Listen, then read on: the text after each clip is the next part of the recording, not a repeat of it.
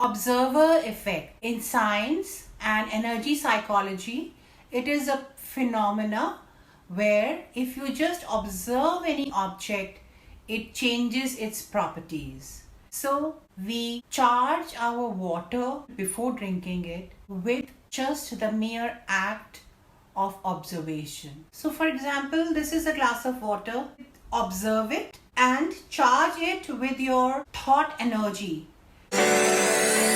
So you just look at it and you just imagine orange color light falling into this water. These are 3D cards and I charge the water with this. You can take any orange color card and you say it loud. Speak words of good health and wellness into water.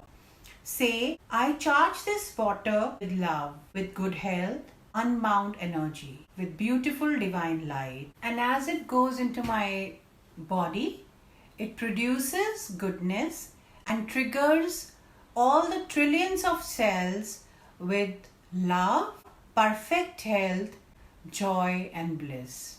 Every time when you charge the entire drinking water of your house, you will see a marvelous change in the health of your family.